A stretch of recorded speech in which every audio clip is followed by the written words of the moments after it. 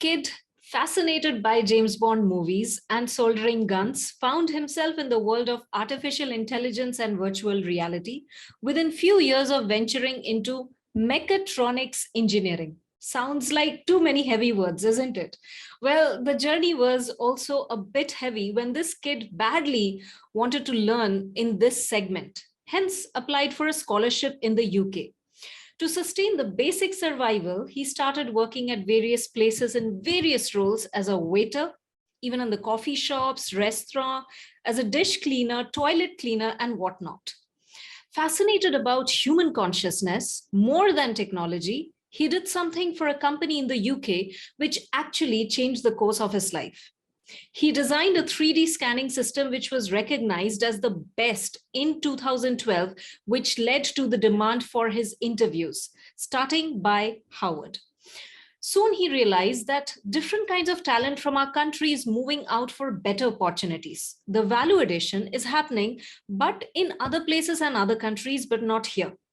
He decided to come back, and in 2014, he, along with his partners, decided to build something unique, which is not just generating a good number of employment in this country, but also providing opportunity for all sorts of talents, along with redefining the way businesses, hospitals, schools, security systems, etc., work through artificial intelligence and virtual reality. There are some big clients associated with them. Example, Indian Army, Indian Navy, DRDO, Tata Technologies, Ministry of Defense, just to name some of them. Featured in Business Standard, The Economic Times, Entrepreneur, The Hindu, etc., they have also bagged a number of prestigious awards and recognitions like the Graham Bell Innovation Award, Most Promising Startup Award, Innovation Leadership, and countless others. The vision is not just about technology, and here is a catch, it's about human consciousness and a little bit advancement, sort of that, but it is way, way deeper meaning than you can imagine. But why I have to say this? Why don't we listen from the man himself, who is none other than Pankaj Raut, the founder and CEO of AjnaLens. Welcome, Pankaj, to Hi, Intensify Life so Podcast. yes, namaskaram, and thank you for having me on the call. Namaskaram. And yes, finally we got, time to finally, get to know your story and wanted to bring your story to the entire world. So thank you for this time. And as I mentioned, Ajna lens to begin with. What does this Ajna means and where did it come from? Okay. A very interesting story. I was always interested in the Vedic knowledges we as India have. Within human body, there are multiple chakras. Asana chakra is one of those chakra which is right here, which we all also call as third eye chakra. So once the Ajna chakra is activated, you can see things beyond your visual perception. So it's an intuitive eye with which you can see beyond your visual perception. So anyone who wears Ajna lens headsets, we think that it gives them insights into what are the next steps that they will have to take, what are the things that will help them augment their intelligence and do whatever they are doing a lot better. So with this vision, we named the company Asana Lens. So does it mean you are referring to the yagna or something, or is it Yes. Ajna? So Agna Chakra is what is pronounced as. So it was very hard for everyone to say. That's why we went with Asana, Interesting. which is also one of the ways Asana Chakra is referred to as well. Interesting. So here is, we are talking about VR, AI, and now we are talking about chakras. Where is this coming from? I mean, two extreme worlds. And I was talking about the vision. So two simple questions. What this company is all about, and when talking about the vision, where is this bridge happening? What is the vision of this company? Got it. So to tell you the vision, I will have to take a couple of steps back. I would have to ask you to think about, okay, we as human civilizations have evolved over a period of time. For this evolution, we have used various tools, right? From your fire to an axe to an hammer to a knife. Each tool had an impact on human life, right? From the speed at which the human evolution is happening, so the rate of evolution and the direction of the evolution as well.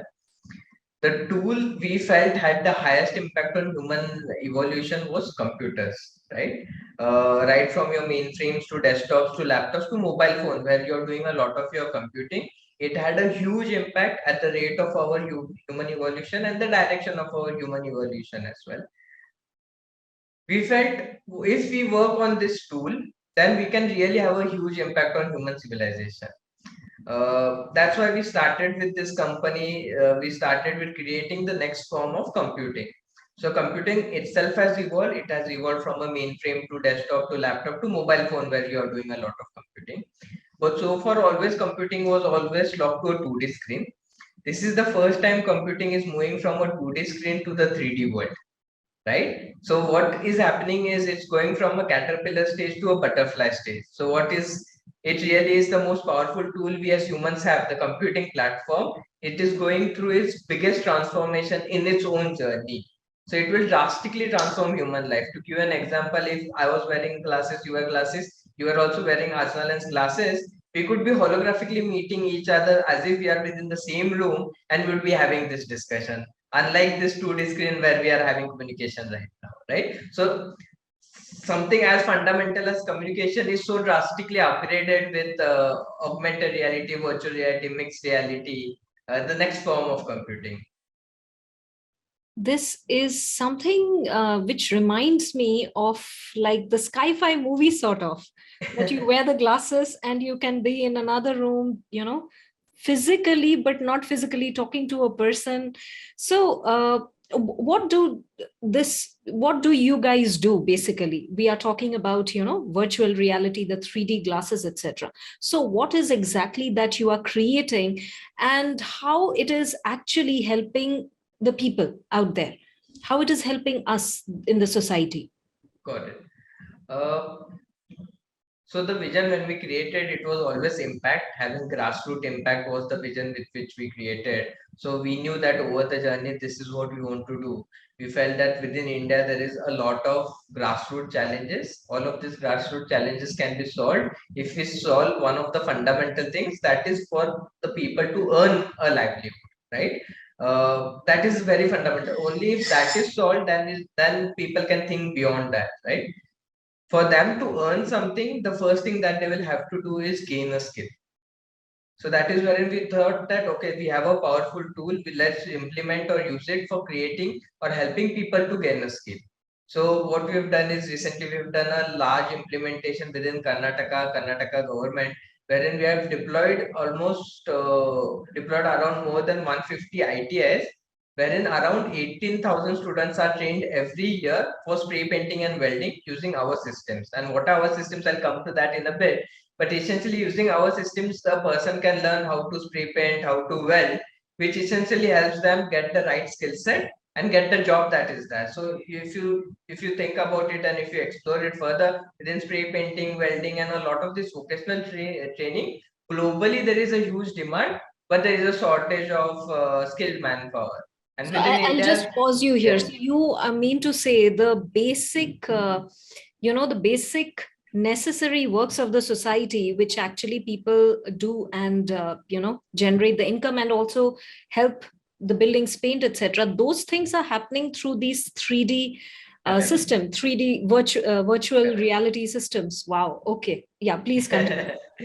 We are making this hardware itself. So these are smart glasses, which are augmented reality, which essentially means you see the real world on which you bring in digital holograms. Such as, let's say, to give an example, if you're learning about human anatomy, you can't really have a dead cadaver and work on it. What you could do is holographically bring in a human anatomy and then dissect it, learn about it onto a table in front of you, right? So that is one kind of a use case. So that is one glasses that we make augmented reality. We also make virtual reality glasses. So unlike augmented reality, with virtual reality, you wear these glasses, you are isolated from the real world. You are as if you are into a new world. Let's say if you wear these glasses, you could be in Europe in some specific factory where you are learning how to do an installation of an aircraft, right? So that kind of training can also be provided within this. So we make the hardware and then the application and the content that works with them and which we deploy within the enterprises. Wow. You started off talking about human consciousness, the grassroots level, which is the next level, and to where when people are not there in a physical environment, still the learning, the training, and the implementation is still carrying on.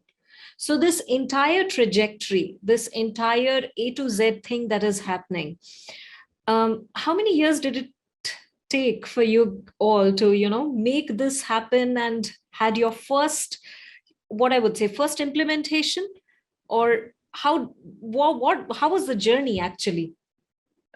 So I met two other co-founders. We are three co-founders, which we met inside IIT Bombay at one of the startup weekend, which was essentially a event hosted by Google, wherein within a weekend, within 2 days, you figure out a problem statement is in society, you create a solution, you validate the solution, and you create a monetary plan around it in terms of okay, how can it become a successful business of sort.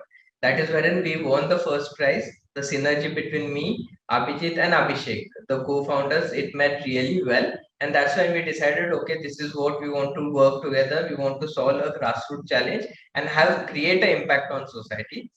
The same synergy was there within all three of the founders. So we decided, okay, let's start this. So in 2014, we registered the company. Back then, when we were talking about AR, VR, MR, the next computing platform, it was very, very new. Like people did not know. We were talking to investors, we were talking to a lot of people. Hologram aega, you will be able to see a hologram, and they were like, no, how can that happen, right? It was not as such popular that there were no devices in the market back then as well. But we really kept on with the vision and the impact that we wanted to create. So we started prototyping, creating our own hardware within an IIT Bombay room, and slowly start developing. It was tough to raise. It was very tough in the initial phase to even raise or even talk to people about this concept. But this thing really picked up within the defense. We met the Indian Army, Navy, DRDO, where they were very open to deploy the solution. I'll share the photos with you as well. The early devices were very big, very expensive, multiple wires coming out of it. And the current devices you will see are very, very small. So over the journey, they have also decreased. But the early adopters were within the defense. So within the Army, Navy, DRDO, it was used for training, it was used for on-field use cases, it was used for post-field use cases as well, wherein you record a lot of data that can be visualized and used later on within their training aspect of the field as well. Over the last 6 7 years, we have moved from defense. Defense is one major arm that we work with to enterprise use cases as well, because the form factor of the device has reduced, the cost of the devices have reduced. And over the next couple of years, we'll go into the B2C space as well, because that is where it will have its highest impact going forward. You actually just mentioned the last line, which was my next question coming up in mind, because when you mentioned defense, Navy, and everyone, um, to me as a layman, okay, if I want to use this, then it has to come in the normal, in the hands of the commoners. So it has to penetrate different industries. So what are the industries which can benefit from this? Or I would rather call it, let me just put it in a way, which are the businesses that will actually benefit if they actually start implementing it from now on itself? Got it. So this technology, essentially, if you look at it, is fundamentally computing, and computers are impactful across all industries. So wherever computers are used, this is a advanced variant of computer that is beyond your 2D screens, so 3D screens. So this is can be deployed. But the biggest ROIs or biggest impacts or use cases we are seeing within all industries is within the vertical of training, that learning and development. So think about it, if you are a company where your attrition rate is 15%, 20%, wherein every month you have to train hundreds and thousands of people, which is one time consuming, it is money consuming, because you'll have to use a lot of consumables, you might have to stop your production line, all of that. What if all of this is taken care within the virtual reality space, right? It can take care of consistent training, because the entire training is created on based on standardized SOPs. So you wear the headset, there's a holographic avatar of a trainer who comes in, who guides you doing the training. You can train faster because people are very immersed into the experience, unlike what traditional process is happening, wherein you're going through PPTs or videos, or to some extent a hands-on training, but that is not happening as much as well. So in VR, because the attention rate is there, there's gamification, people want to outperform, they are more involved and they learn faster. So the time to train reduces. Your consumables are not there because you're doing, let's say, spray painting. You're not using actual spray painting, but you're using the right actual spray painting gun, but the spray is not coming. It's coming in virtual space as well, right? So that is when you're saving consumables as well. That is why the impact within learning and development and training is highest across all industries, whether it be within defense, whether it be oil and gas, pharmacy, logistics, everywhere it can be used. So when you're saying all industries, it's actually giving such a big breakthrough right now. The way I'm seeing it is because right now, if you have seen in the last couple of years, the entire paradigm of education, understanding, job, employment, everything has shifted. And India has, if I just take the example of India, has been more open for more entrepreneurial opportunities. And people are okay to choose startups rather than corporates or getting into something else. So when these things are happening, the biggest pain area right now, of course, along with the health, etc., that is there, to me it is feeling like it is the education sector. Like you were saying, the training across all different industries, but I am referring particular to the education of the kids and typically the schools and colleges. In many places which I have, while traveling, I have seen that in rural villages, the good teachers or the somebody who can come and teach are not able to go and teach because of the travel limitations.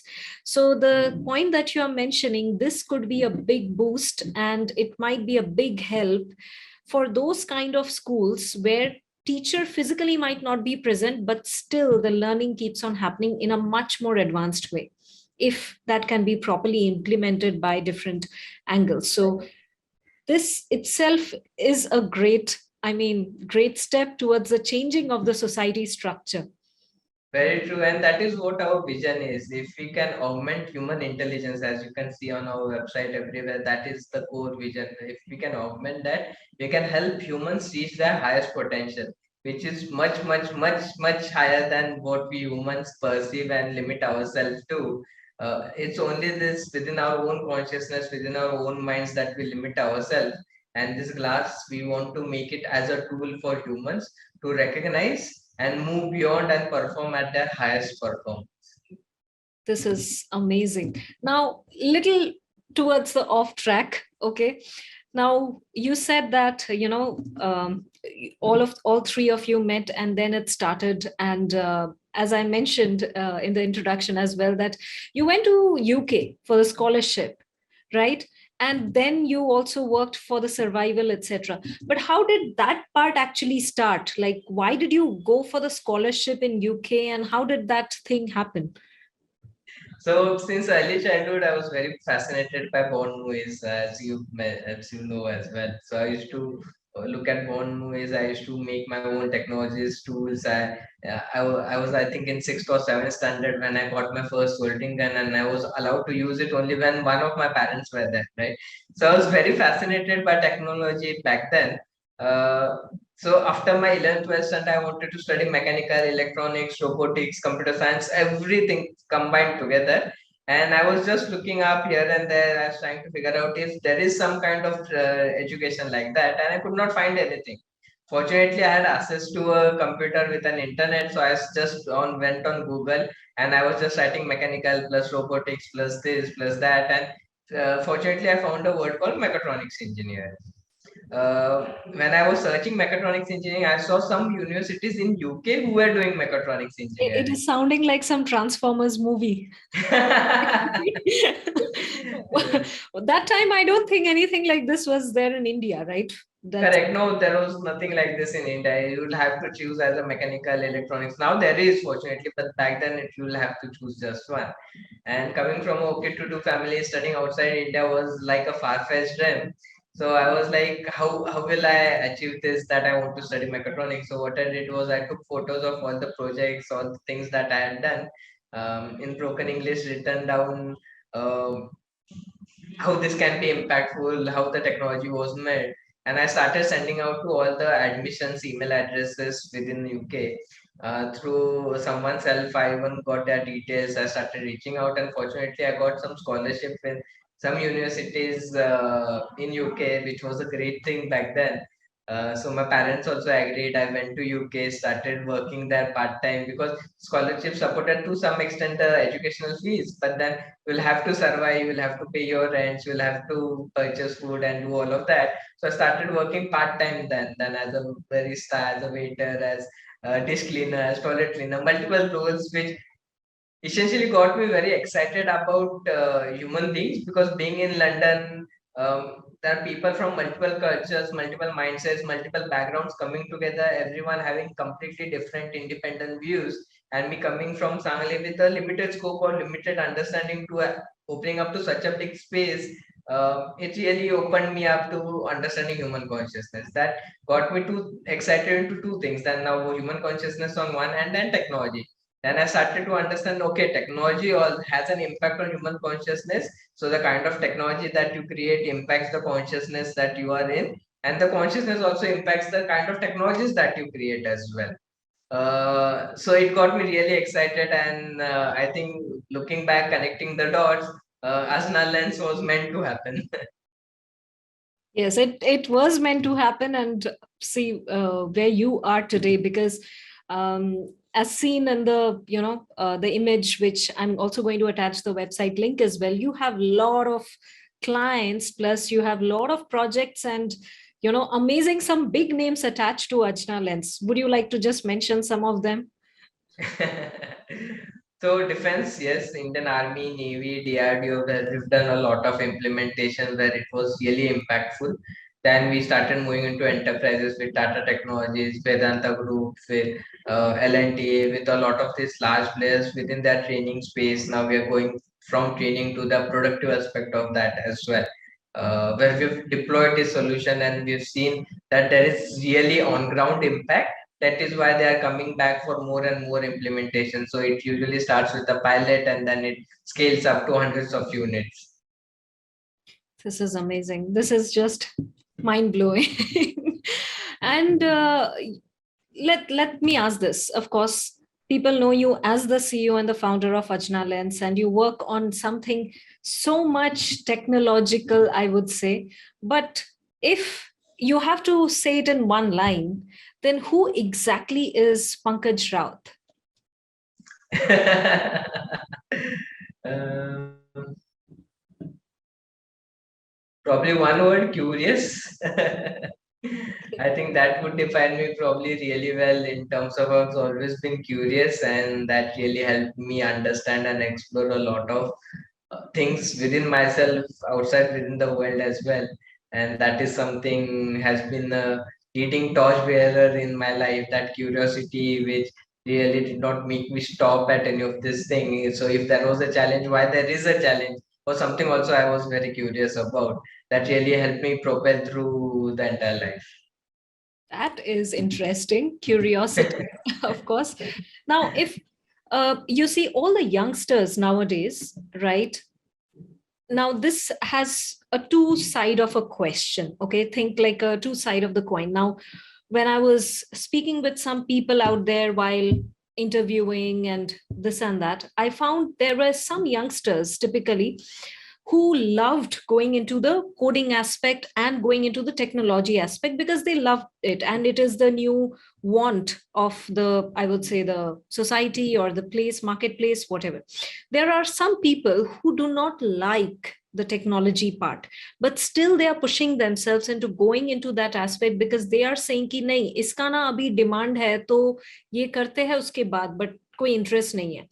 So since you have been dealing with so many different industries, people, experienced, non-experienced, all, is there any kind of message, or is there any kind of thought process you would like to share with these kind of, I would say, the freshers or the kids, because they are like the future of the country and the way, the rapid way we are changing? So is there any message you would like to give them, particularly about the technology or the career aspect? Nothing in both those. I would say that if I had to give uh, advice or counseling to me when I was at that position, I would number one ask is question yourself who you are and what you want to become, or what direction of life is the ideal life that you want to have. Because everyone has a sense of ideal life that they want to live or work with. Uh, Figure out things that make you happy, things that don't make you happy. Based on that, to decide where you want to go towards. It could be you are already in a place wherein you're doing something that you're passionate about. Well, that's good, and you keep working and you put in a lot of time, energy, efforts to come to a position where you want to be. But let's say you're in a position where you're not doing something that you're passionate about, then you just make a quick decision whether you want to jump out of it and work on something that you're passionate about, or you want to continue there. Because continuing there is also very possible. Then that is when you will have to change your own consciousness and your own mindset to become passionate about what you're not passionate about. That is interesting. So I hope all the youngsters or even the people who are still looking, ki, what should I do in life? My passion is this, my this is this. I hope you got the message and you are going to think through it, because the way marketplace is also changing and the way you want your life to be. So I hope this really helps. So thanks for sharing, Pankaj. Okay. So now few quick questions. Okay. If not into this domain of technology, then who would Pankaj be? Um, if not in technology or this domain, probably more on spiritual side. I would probably have retreat centers wherein I feel that the nation has deep Vedic knowledge, which can be really brought back and given to the entire world, where we as human life can really be very positively impacted in terms of wellness. I would probably working on creating wellness centers wherein people from all across the world are coming to get refreshed, rejuvenate, become more energetic, go back to their lives and really become intense in their own thing. It's just that reset button many people are looking for. That reset button I would probably be. Reset button. And that, so you are more of a spiritual person, I must say. Yeah, yes, you can call it. Yeah. Okay, that's amazing. That interesting to know, because when you mentioned about the retreat centers in India, you did not say the retreats like a spa or something. You mentioned actually taking the Vedic knowledge and those things. So that's really interesting to know. Technology and spirituality combining together. So that is something unique. Next question. What would Pankaj do when no one is looking? um, very interesting question. Probably research into things that I'm excited about in that part of my life. So currently, if I'm exploring something, and usually it's in consciousness or in performance enhancement or something like that, I do a deep research, and I always crave for that time wherein I could deep dive, do fundamental study, fundamental analysis. So when no one is looking, I think that's when you get really empty space and wherein you can deep dive. So basically, curiosity is your bug. Yes. Okay, that's great. Next question. Till today, okay, till this date, what is that thing or things maybe people don't know about you, or maybe nobody knows about you?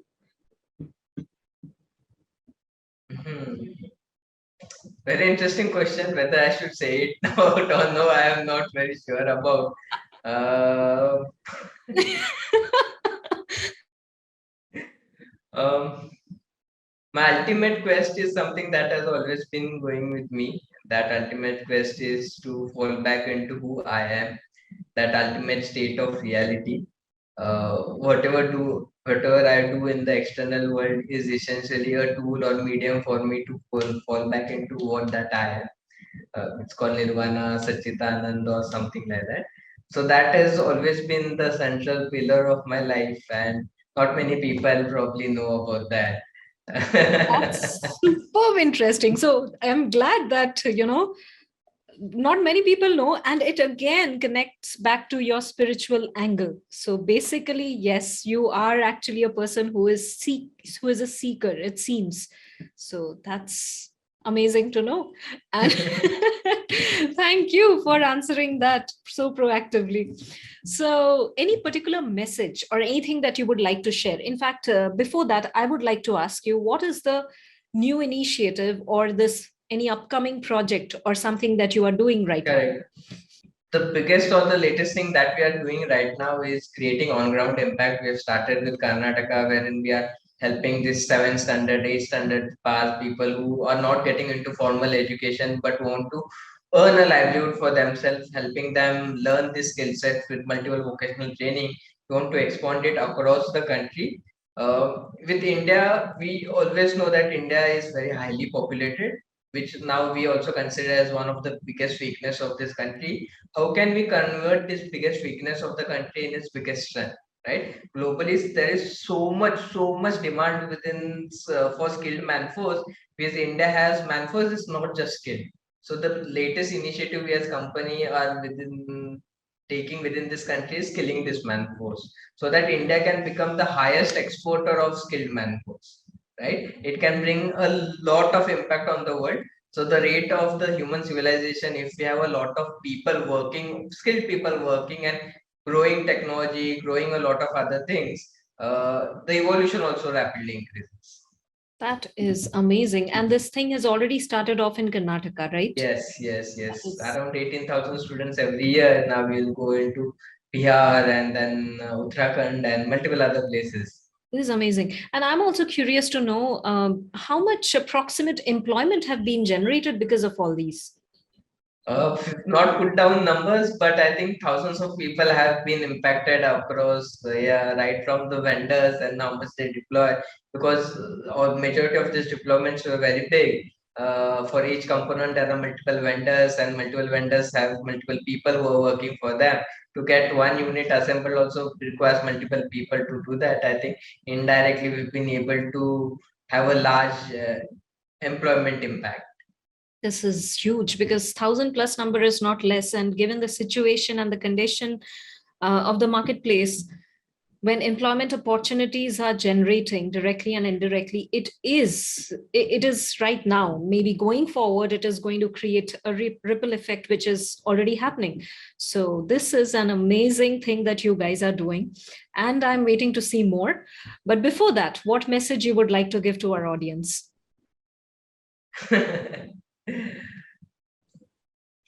It could be a bit hard, but what I've seen, a lot of people have desires, dreams. Uh, there's a wish to do something or achieve something, but it's just desire, dream, is wish. There is no uh, commitment to it. There is no devotion to that. There is no 100% involvement to it as well. uh, that is really lacking. Matlab, everybody talks about dreams, aspirations, this, that, vision boards, everything. But when it comes to devoting your life to it, that devotion is missing. Uh, if there is one key that you will have to figure out that might help you, is being devotion to what are your own dreams are, because you have created it, that's your desire. Why not be devoted to it completely? That devotion which is missing. There is a lot of distraction in the world. With social media, it's becoming even more distraction. uh, it's very easy to have these dreams, desires, and just think that you're working, but you're not devoted to it. That devotion, until you get that devotion, that will not fructify. This is so powerful. And it came to my mind like when you said there is a wish or a desire, it's like there is food in the pan, okay? But you are so lazy or you have so many thoughts going on in your mind. Should I do it? Should I not do it? You're not lighting the fire. That fire is not burning actually. So the food is not getting cooked. You are hungry somewhere here, there, but you don't actually want to go ahead and do the work. Correct. So Very true. Even with, let's say, someone who lit the fire and is doing, he is not doing with that complete depth of devotion. The kind of food that is coming out is so fabulous that wow, is that needs to be there. Which I am also learning, understanding, exploring, implementing in my life as well. this It's is obviously on offs, ups and downs. This is really powerful, and it's so good to meet people like you. And I am especially very curious now, and I am honored to have this conversation is because somebody, of course, from a technology domain and doing work in a future domain, or I would rather put it in that way, but has deep rooted into the spirituality aspect. That is something I am really, connected to. And this is always something that intrigues me. So it's great to know that you guys are actually build bridging both the extreme aspects of life, what we already have, the deep rooted principles of life, and the future of humankind that could be. So this has been amazing, and I'm waiting to see some real fireworks that, when you said that you are going to come to the B2C segment, how it is going to change and what is it going to happen. So yes, to everyone, I'm going to put the links down there and you can see the amazing work that these guys are doing. And thank you so much, Pankaj. It was lovely and so enlightening to have this conversation with you. More success and more curious you become, so that more amazing thing you all can do. So great. Thank you so much for having, Thank you so coming much. to Thank this you podcast. so much, Karam. Take care. Thank you.